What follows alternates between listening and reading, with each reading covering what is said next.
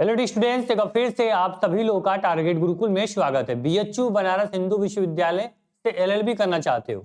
आपको पता है कि अगर हम पूरे इंडिया में बात करें तो टॉप यूनिवर्सिटीज में आपके बीएचयू का नाम आता है। और यूनिवर्सिटी को छोड़िए, अगर हम डिपार्टमेंट की बात करें तो अगर दिल्ली के बाद यानी डीयू के बाद अगर कोई दूसरा विश्वविद्यालय लोग अगर प्रीफरेंस में देते हैं, प्रीफर करते हैं, तो आपका ये बनारस हिंदू विश्वविद्यालय है।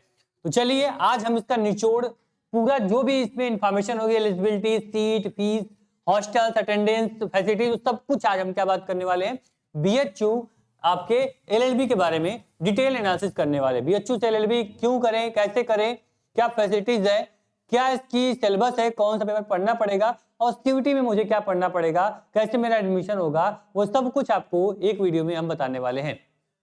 ठीक है, तो शुरू करते हैं वीडियो को। उसके पहले बता दें, अगर आप टारगेट गुरुकुल पे पहली बार आए हो, हमें पहली बार सुन रहे हो, तो चैनल को सब्सक्राइब कर लेना, बेल आइकन ऑन कर लेना। आने वाली सारी अपडेट इन्फॉर्मेशन और पूरी जानकारी और पूरे सीयूटी की तैयारी आपके इस प्लेटफॉर्म माध्यम से करा दी जाएगी। चलो सर, जो पहला पॉइंट है सर, आप जान गए मुझे क्या बात करने वाले हैं आज। उसके पहले आज आप देख लीजिए कि सर मुझे यहाँ पे पैटर्न क्या होगा। सबसे पहले सीयूटी का पैटर्न समझेंगे हम।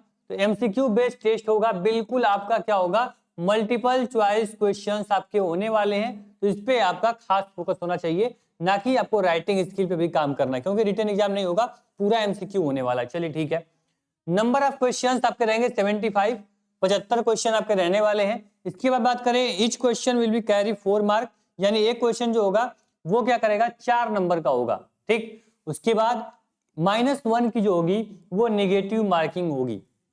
पैटर्न क्लियर भाई, 75 क्वेश्चन होंगे हमें भाई, यहाँ पे मल्टीपल चॉइस क्वेश्चन होंगे, ईच क्वेश्चन 4 मार्क देगा। एक क्वेश्चन गलत कर देंगे तो -1 यानी 1 नंबर मेरा कट जाएगा। टाइम जो होगा सर, आपको 90 मिनट का टाइम मिलेगा। तो टाइम का थोड़ा यहाँ पे लिमिट है, लिमिटेशन है कि 90 मिनट में आपको 75 क्वेश्चन करने हैं। थोड़ी सी अपने जो क्वेश्चन को अटेम्प्ट करने की स्पीड है उस पर थोड़ा हमें काम करने की जरूरत होगी। चलो, पैटर्न क्लियर हो गया सर। अगर हम इसके बाद सिलेबस की बात करें तो आपको हाईलाइट पॉइंट देखिए, COQP 11, यानी कि वो क्या है कि आपको अगर सीयूटी में पेपर सेलेक्ट करना है तो आपको COQP 11 सब्जेक्ट को आपको सेलेक्ट करना होगा। यही सब्जेक्ट कोड है और इसी कोड के माध्यम से आपका बीएचयू जो होता है वो एलएलबी में एडमिशन लेता है। ठीक है, तो पैटर्न आपका COQP 11 का मैंने आपको बता दिया। अब मैं इसका सिलेबस भी आपको नॉर्मल लैंग्वेज में यहाँ पे मेंशन कर दिया हूँ। अब सिलेबस भी यहाँ पे क्या कर सकते हैं, आप देख सकते हो। सिलेबस की अगर बात करें तो सिलेबस आपके स्क्रीन पे है, आप आराम से यहाँ पे सिलेबस को भी एक नजर में देख सकते हैं। क्या है सिलेबस सर, लैंग्वेज हिंदी और इंग्लिश में से कोई एक लैंग्वेज आपको सिलेक्ट करनी होगी। जनरल अवेयरनेस आपका सब्जेक्ट में सिलेबस होगा। तीसरा आपका सब्जेक्ट होगा मेंटल एप्टीट्यूड या जनरल एप्टीट्यूड जिसे बोल सकते हैं। ठीक है, इसमें आपका क्या होगा, इसमें आपका जनरल मैथ हो जाएगी। ठीक है, इसके बाद बात करें आपका लॉजिकल रीजनिंग, यानी आपका रीजनिंग के जितने चैप्टर हैं 14 से 15 चैप्टर आपके इसके अंदर आ जाएंगे। और लास्ट में जो सबसे इंपॉर्टेंट है, पूरा खेल करने वाला, कंप्यूटर। कंप्यूटर क्यों खेल कर देता है उसके बारे में आपको बता दें हम आपको। तो सर पिछली बार रोहित सर ने सीयूटी का एग्जाम दिया आपको केवल पढ़ाने के लिए, जिससे कि वो एनालिसिस कर पाए कि पेपर में वाकई क्या प्रॉब्लम आती है एग्जाम में बैठने के बाद। ठीक है, तो आपको पता होगा जो पेपर आपका होता है लगभग 300 पेपर होता है और सर ने लगभग 98 मार्क अचीव किए थे। ठीक है, बिना किसी प्रिपरेशन किया, और उनका ड्यू में तो काउंसलिंग में पहली लिस्ट में उनका नाम आ गया था, कोई दिक्कत नहीं। उनके अकॉर्डिंग देखा जाए तो कंप्यूटर का मैक्सिमम क्वेश्चंस आपको पूछे गए थे। और सबसे बड़ी बात है, जितने भी इंस्टीट्यूट हैं, जितने भी कोचिंग संस्थाएं हैं, जितने भी आप लोग को मेंटरशिप प्रोवाइड करते हैं, वो क्या किए थे, सब लैंग्वेज पढ़ाए बैठे हैं, जनरल अवेयरनेस, एप्टीट्यूड, रीजनिंग सब फोकस कर रहे हैं। 100 200 लेक्चर सब सब्जेक्ट में है, लेकिन कंप्यूटर को सबने इग्नोर कर दिया। और क्या किया, टॉप रैंक देने में और बच्चों का सिलेक्शन लेने में सबसे अहम भूमिका जो थी वो कंप्यूटर की थी। ठीक है, तो कंप्यूटर को इग्नोर नहीं कर सकते। और आपके रोहित सर ही आपके कंप्यूटर पढ़ा रहे हैं, और कंप्यूटर कहां से क्वेश्चन पूछा जाता है उनसे बेहतर कोई समझ नहीं पाएगा।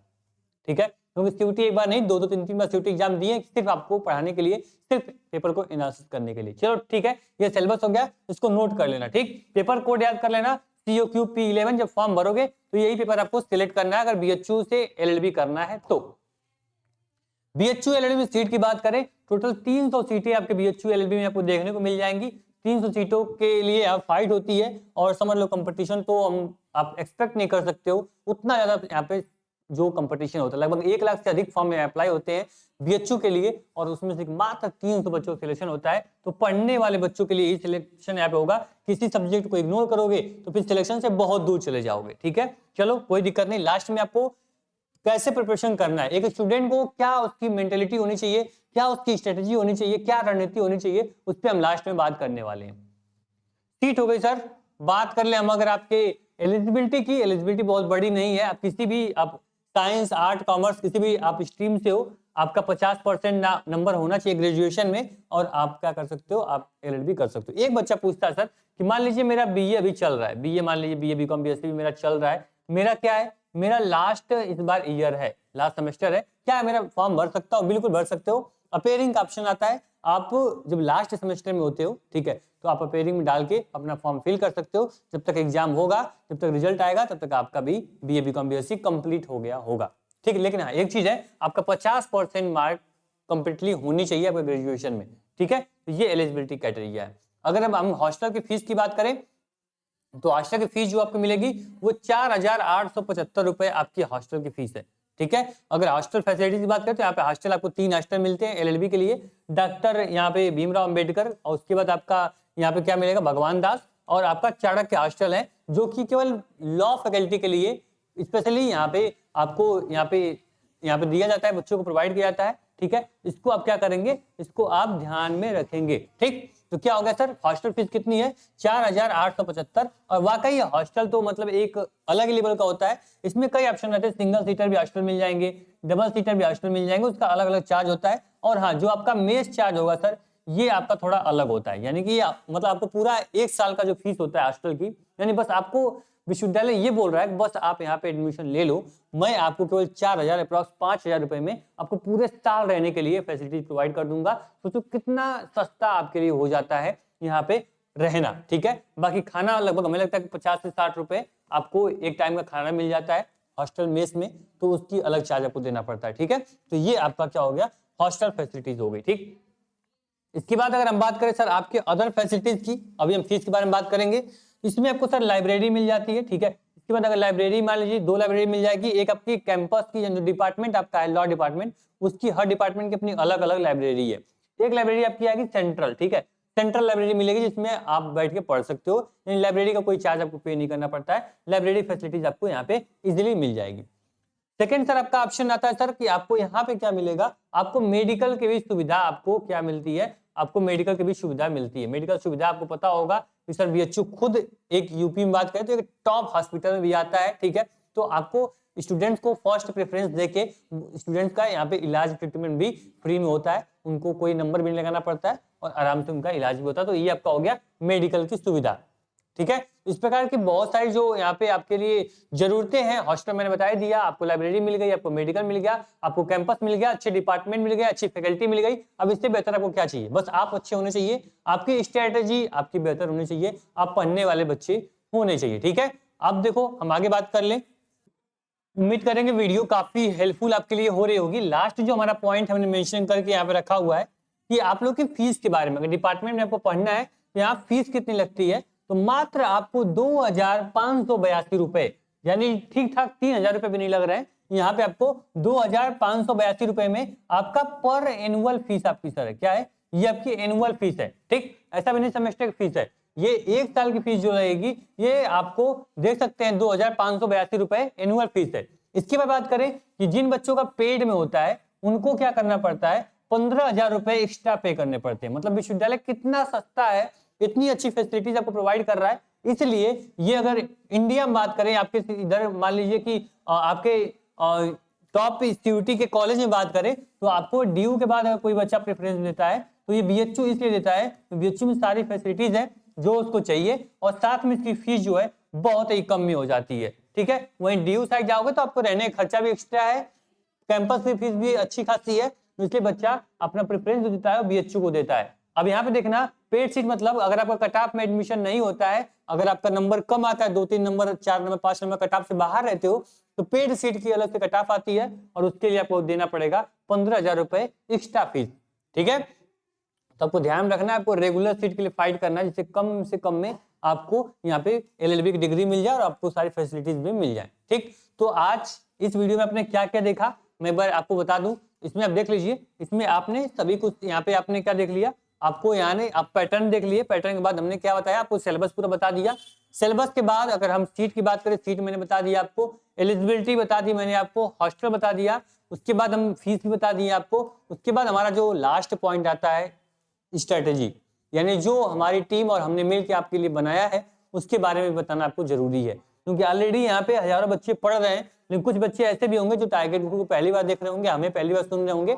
उनके लिए जानना जरूरी है कि जो आपका टारगेट गुरुकुल है CUET 2025 के लिए, UG PG सभी कोर्सेज के लिए आपका आरंभ बैच लॉन्च कर दी है, जिसमें BA BCom BSc BA LLB BBA LLB MBA और B फार्मा जैसे कोर्सेज की तैयारी कराई जाती है। सबसे अच्छी बात है, जो भी यहाँ पे टेस्ट होते हैं, PDF होते हैं, नोट्स होते हैं, सब कुछ आपका बाइलिंगुअल होता है। और जो इसमें बात करें, मोस्ट एक्सपेक्टेड जो MCQs हैं, PYQ हैं, ठीक है, वो आपको मिल जाते हैं। रिकॉर्डेड लाइव क्लासेस मिलती हैं आपको, doubt group, subject wise mock test, model paper और अनुभवी टीचर्स और बेस्ट मैनेजमेंट के साथ पूरा आपको बैच मिल जाता है। किसके लिए? आपको CUET PG के लिए, खास करके LLB के लिए। ठीक है, मैं बोलता हूं कि हर टीचर हमारा बार बार एग्जाम इसलिए देता है जिससे कि आपको अच्छे से गाइड कर पाए, आपको मेंटरशिप प्रोवाइड कर पाए। ठीक है, तो आपको क्या करना है, बस target Gurukul mobile app download करना है, और डाउनलोड करने के बाद आपको ये पूरा बैच मिल जाएगा। बैच में इनरोल कैसे होना है वो भी मैं बता देता हूं आपको। यहाँ पे देखिए, target Gurukul mobile app download करना, डाउनलोड करने के बाद एंट्रेंस एग्जाम कैटेगरी आपको सिलेक्ट करके सेव कर लेना है। पेड कोर्स पे क्लिक करोगे, सारे कोर्सेज CUET के ऑप्शन के साथ आपको मिल जाएंगे। आराम से यहाँ पे बाय नाउ करो, बाय नाउ पे क्लिक करने के बाद अप्लाई कूपन भी कर सकते हो, जैसा मैंने बताया आपको। यहाँ पे गुरुकुल 10 कूपन अप्लाई करोगे, 10% आपको एक्स्ट्रा डिस्काउंट मिल जाएगा कोर्स के साथ। क्योंकि आपने यहाँ तक वीडियो देखा है, आप ये तो कंफर्म है, आप डेडिकेटेड, आपको आप पढ़ना चाहते हो, सिलेक्शन लेना चाहते हो, आप यहाँ पे गुरुकुल 10 कूपन को अप्लाई कर लो, बाय नाउ क्लिक करोगे, आपको ऑप्शन आ जाएंगे फोन पे, गूगल, पेटीएम, आराम से आप ज्वाइन कर सकते हो। ठीक है, तो कोई बहुत बड़ी आपको प्रॉब्लम नहीं होगी। कोई भी डाउट होती है, कोई भी दिक्कत होती है, स्क्रीन पे नंबर चल रहे हैं। बाकी यहाँ हेल्प का सेक्शन है, हेल्प सेक्शन में क्लिक करके आप अपने डाउट, हमसे सवाल जो भी आपके हैं वो पूछ सकते हो। ठीक है, यहाँ सिलेबस का सेक्शन है, CUET PG के सारे सिलेबस भी मैंने यहाँ मेंशन कर दिए, फ्री ऑफ कॉस्ट सिलेबस देख लीजिए। और हाँ, सबसे खास बात है कि यहाँ पे आपको फ्री टेस्ट का ऑप्शन मिल जाएगा।